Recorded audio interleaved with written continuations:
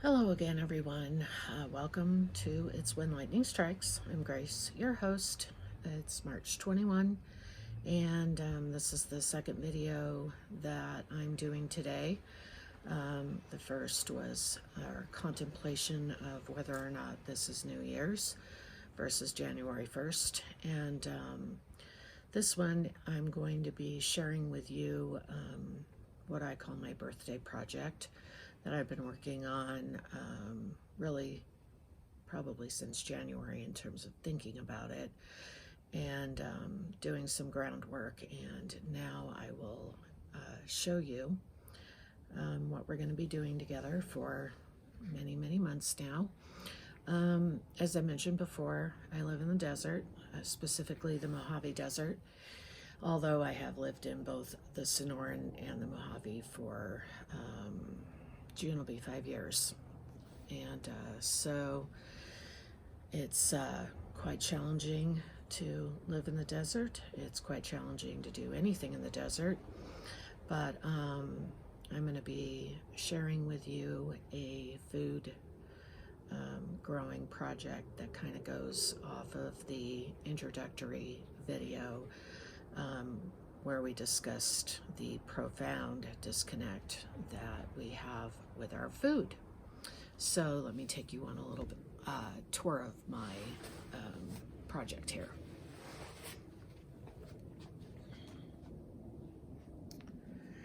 So this is kind of my outdoor sanctuary here that we're going to be going over.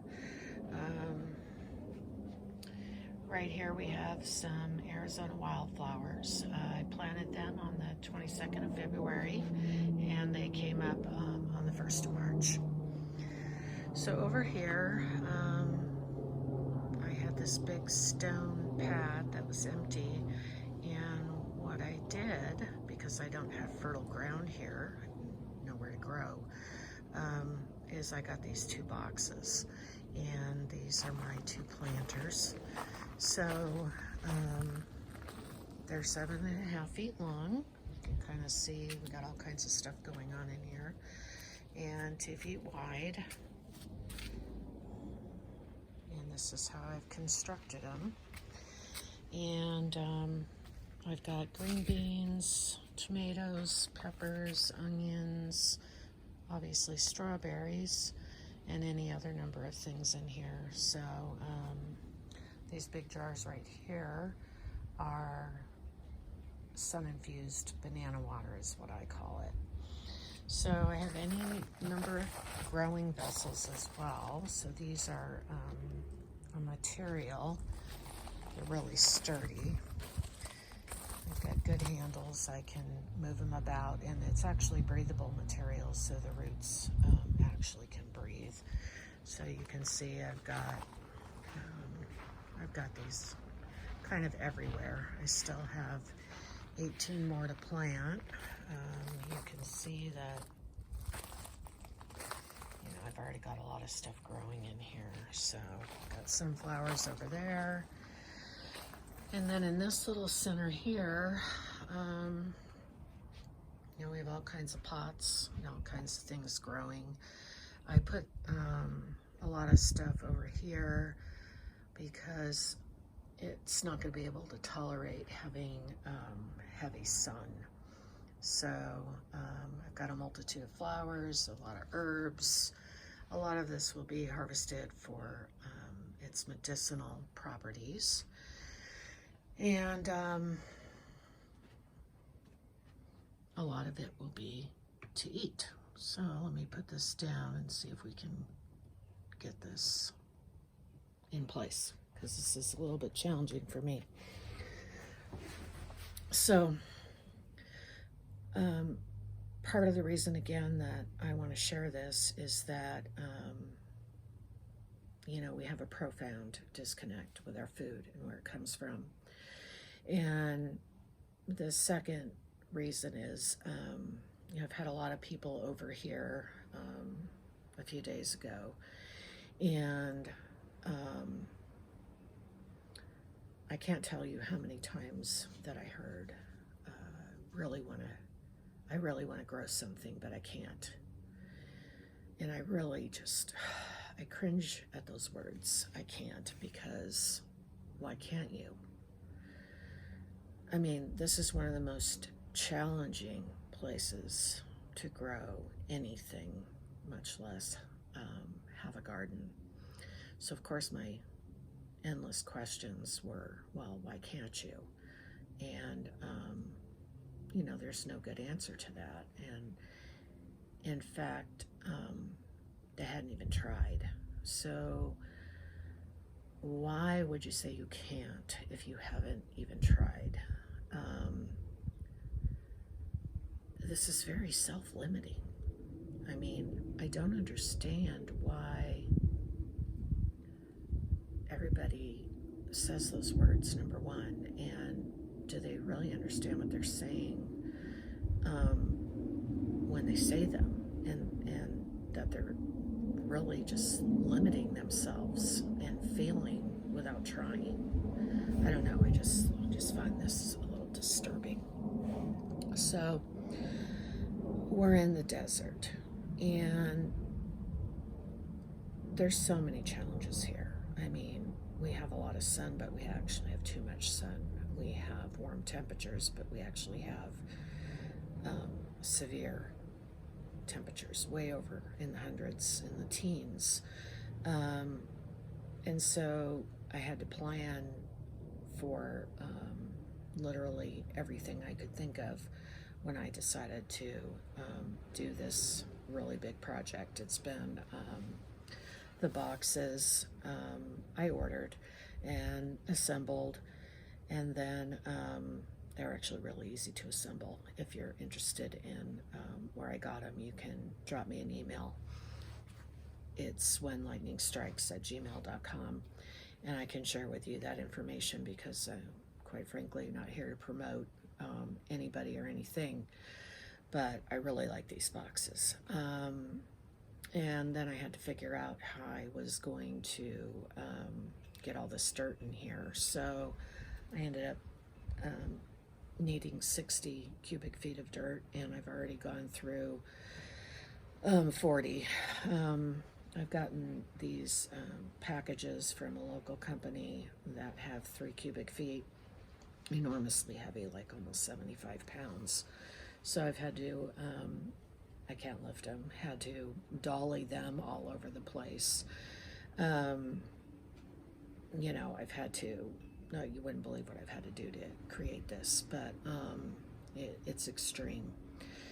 I chose to get organic dirt made by a local company that's free of all this man-made Miracle Grow, whatever they put in their dirt business, because I really don't know what that stuff is. And so I've enriched my soil with coffee grounds that I save from the coffee I have every day. Coffee grounds add nitrogen. And then I've also harvested shells and charcoal from fire pits at a lake nearby. The charcoal also adds nitrogen, and then the shells I crush up and mix in the soil for calcium. The other thing I plant with is banana peels, and I also make centrifuge banana water because they have potassium, magnesium, phosphorus, and also calcium, which are all essential for good plant growth. So this is how I've chosen to enrich my soil with the nutrients that plants need. So the boards I put in that are elevated above the boxes are to hold a shade cloth, because when it gets really hot here, it would kill everything. And so I got a shade cloth that is going to filter out 50% of the sun for when the temperatures start really soaring, and I'm hoping that that's going to be enough to keep everything alive. So the whole point really of showing you all this is that you can. If I can do this in the desert with all of the challenges, not to mention I don't have any water, and the water we do have is recycled and has to be filtered a million times before you would even want to drink it. Temperatures that are way too hot, no fertile land. I mean, it goes on and on and on, the challenges. You can do this if I can do this, and you really need to be doing this, in my opinion, because it's important to connect with your food. It's important to know how to grow your own food. And in the process of growing your own food, you're connecting to the natural world, which is more important than I could ever find words for. It's important to learn how to grow, care for, nurture something to fruition. I mean, this is a huge responsibility that I take very, very seriously. And the only thing I'm not growing from seeds is strawberries. I mean, I did get strawberry seeds, but by the time I got them, and I didn't realize what it took to grow strawberries from strawberry seeds. So I'll do that next year. But I love to grow everything from seeds because it's the beginning of life, growing from a seed. And I love nurturing that process and watching all these little sprouts come to be, and watching new life being birthed is just a phenomenal experience, especially when you are the one that has facilitated that. And I really can't put the experience into words. It's something you kind of have to experience yourself. And really, it's a super good project to do with your children if you have any. It's a miraculous experience for them. And it's a good teacher on responsibility and caring and nurturing something beyond themselves. And we're kind of missing that in this world. Any caring, nurturing, much less nurturing. And caring and nurturing are actually two different things. I mean, you can care for something like you can care for your two children the same way.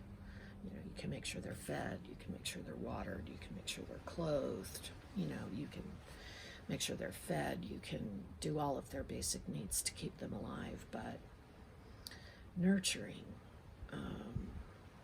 goes way beyond that. Nurturing is knowing the specific needs of each individual, whether it's a plant, whether it's your children. You know, one of your children might be afraid of the dark and the other one is not. It's knowing their favorite flavor, it's knowing their favorite story, it's knowing their favorite activities. And so nurturing goes beyond basic care. It's the specifics of the individual. And whether this is a plant or a human or a tree, it doesn't really matter. Learning how to nurture is kind of a critical aspect of life. And we're really missing that in a lot of ways. We're just missing basic care in a lot of ways, much less nurturing. So grow your own food. Even if it's a tomato plant, all you need is a vase, a vessel of some sort, dirt, a seed, some water, and some sunshine. very, very basic components that probably everybody has, unless you live in the desert, and then you have to create all of that minus the sun. We've got plenty of sun. So I hope this inspires you to reconnect with food, reconnect with life in a different way, a very important way. And again, if you're interested in anything I've done, what I'm growing, why I'm growing it, where I've gotten anything at all, feel free to drop me an email at itswhenlightningstrikes@gmail.com. Thank you for joining me today in this episode of, well, it's the new year, everyone. Happy New Year again. And hope to see you again soon. Until then, be brave, be blessed, and ask some questions in your search for the truth.